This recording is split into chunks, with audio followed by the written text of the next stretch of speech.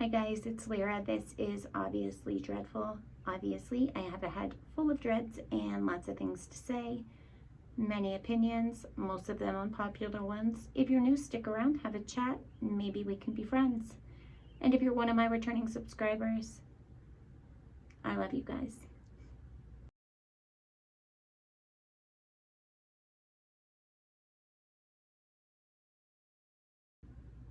Hi guys, happy Monday. I hope that you had an amazing weekend. I hope that everybody is safe, happy, healthy, and well, as are the ones that you love and care about. I have missed you guys. Thank you so much for being patient with me while I am still dealing with these swollen legs and health concerns. I absolutely greatly appreciate it. We also just finished our homeschool year. So we recently, our state requires that we have an evaluation at the end of the year to make sure that we have met state, the standards that are required to be met by the Department of Education. We passed that. And as far as that, and we send in our paperwork for next year because clearly nothing is better in the school system, in my opinion. So we will continue our homeschooling journey. I will say one thing about that I learned is, I'm kind of grateful that we did it because I found myself at points trying to teach certain things and getting frustrated. But then realizing, like when I sat back and thought about it, kids all roll over at a different time. They crawl at a different time, walk at a different time, and even in different ways. Some will start by grabbing the edge of something. Some will start by pulling themselves up on toys. Some will start, by almost like frog leap crawling, you know what I mean? Or scooting or whatever it might be. They all talk at different times. They all say different first words. Everybody develops and learns differently. And I realized likely if I had sent him into a classroom of 30 other people, and I believe a big part of this, and maybe it's like an old wise tale to some, but he's left-handed, like my mom was, and I believe like that contributes to how we learn as well. I really do think that factors in with the parts of our brains and things like that. And I really think that he would have been frustrated, and I don't know that it would have gone well because you have a teacher teaching only what the government is telling them, the way that they're being told to do it. So I learned a lot. He learned a lot. I learned that, I'm not a big fan of the just one curriculum. We used a bunch of different things. We also used hands-on. We raised caterpillars and ladybugs from larvae the whole way up to butterflies and, adult ladybugs that we could release.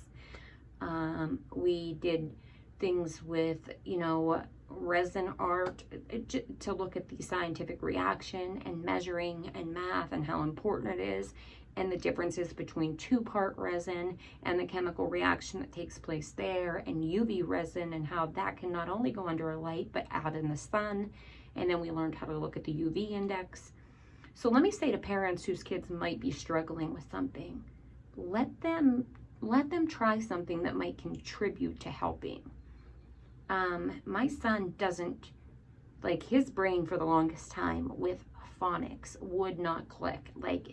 And it was frustrating to me even years ago because it was like, buddy, this is easy. Like, it, but it's not.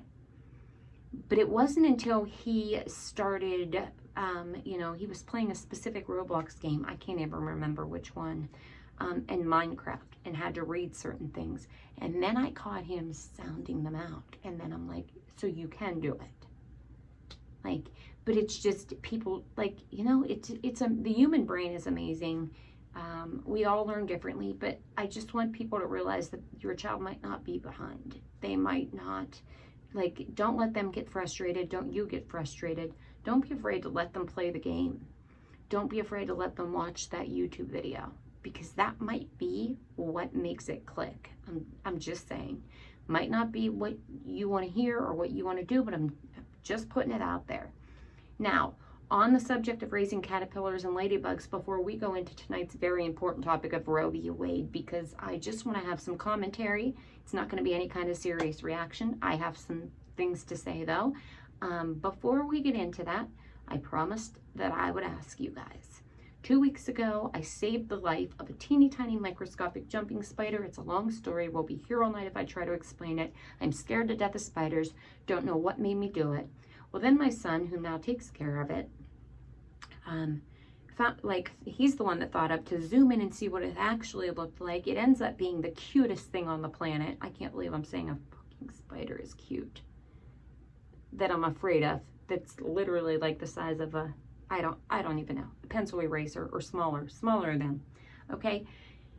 Well, we find out there are bigger ones that you can get, and there are breeders and all these things. Well, we have, I have gotten him things ready for the habitat and the Mr. Bottle and the feeders and the cultures and, the things for inside and everything we need. And all he's down to needing is his spider. And that's what he has been saving up to get and working for and towards. And I promised I would ask if any of you would like to help. My PayPal and Venmo are in the description. I believe he is around $45 short between the cost of the spider and the shipping of the spider, which is clearly expensive. And I didn't understand this, but now I know, which I didn't even know you could ship, but I don't want to think about it. I don't want to think about it. I understand why it has to be done a certain way, because I wouldn't want a surprise if somebody else is in mail. We'll just put it that way, okay? I don't want anything getting out and getting into my mail.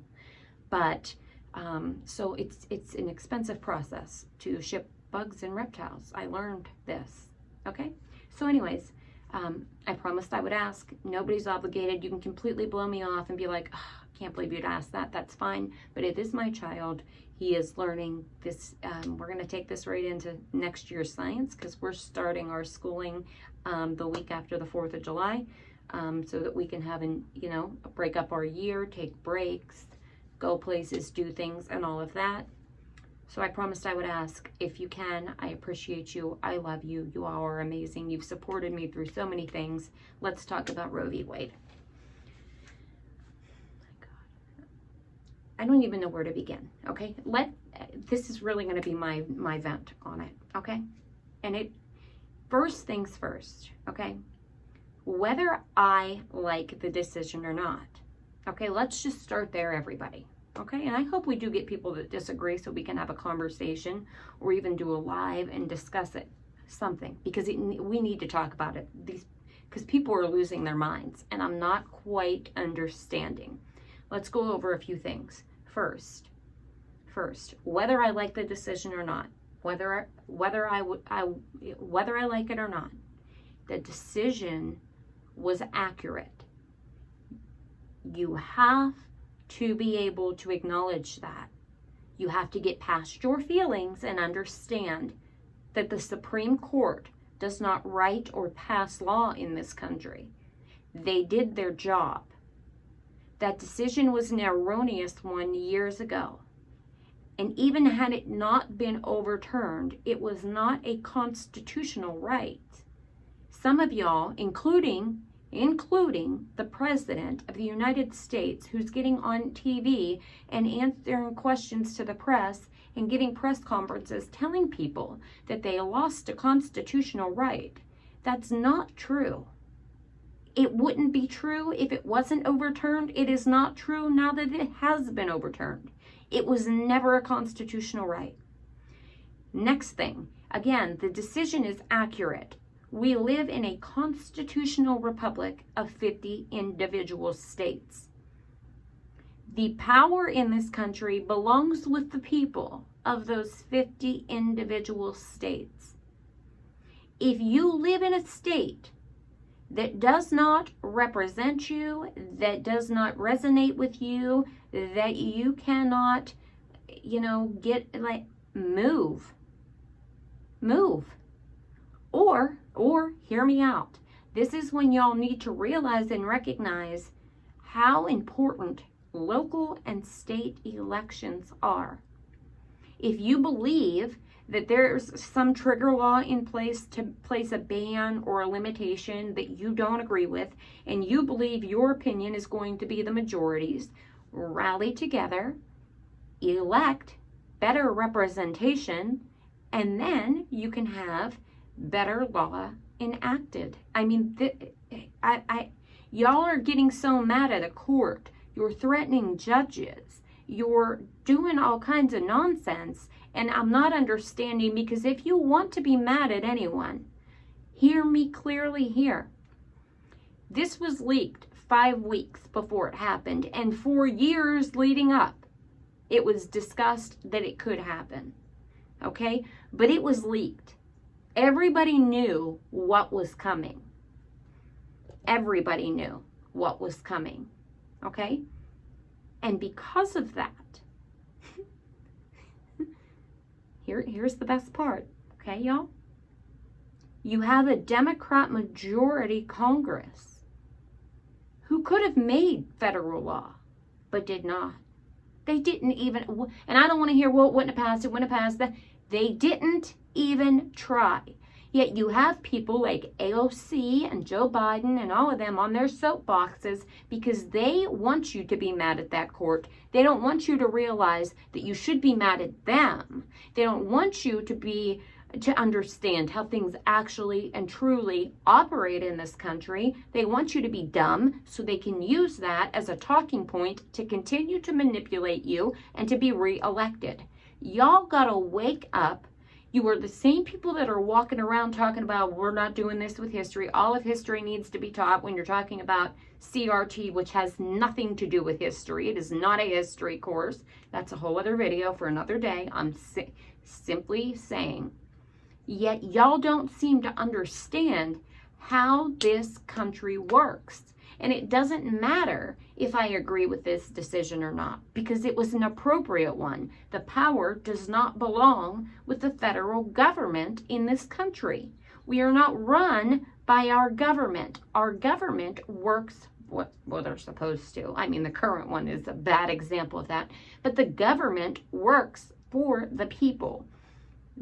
The people have the power within their own states. So if your state laws are not working for you, you are not chained there, they're not going to tie you up and keep you in a dungeon, you can either move or elect different people. And then you can, advocate for new laws. I mean, this is like 5th grade civics, y'all. It really is.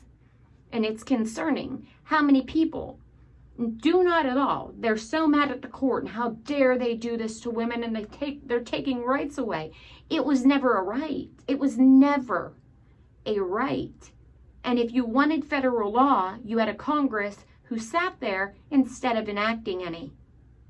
They didn't even try. So I don't want to hear, well, the Republicans wouldn't have voted for it. First of all, there's no way to absolutely know that. You have no idea. Likely? Probably not. But could it have? Sure, maybe. But they didn't even try. And now they're manipulating you to keep you mad at the court. Like, look over here, distraction, distraction. And look at me talk, oh, look, I'll fix it. Look, we can fix it. First of all, there's nothing that they can do now. They missed that opportunity. And second of all, they didn't attempt to do anything. And now they have you still, they're pointing with you at the court who, again, they don't write or pass law. That's not their job. That's Congress's job. Like, I mean, I'm going to just, while I'm saying all this, I'm going to just post examples of ridiculous things I've seen, saw, heard, read. I'll just have them roll by over here. Because it's just mind-boggling to me. So let's talk about it. Let's talk about it down in the comments. I want to hear your thoughts. I want to hear your opinions. But I'm going to just come to you with the truth. Because again, it doesn't matter if I like it or not. Doesn't matter. Because I don't want to hear, well, what if it was your daughter? There's some stories I could tell on a different day. And maybe I will someday. Maybe I will.